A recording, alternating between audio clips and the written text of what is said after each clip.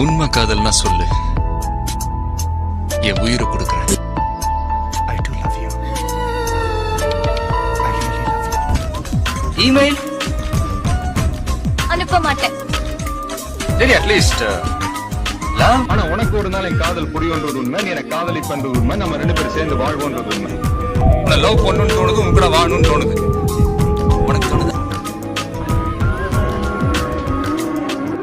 அது நம்ம love breakup பண்ணிக்கலாம். என் வலி தீர ஒரு வழி என்ன, என் பனி பூவே மீண்டும் பார்த்தாள் என்ன. சில பேருக்கு அது செடி மாதிரி, ஒண்ணு போச்சுன்னா இன்னொன்னு.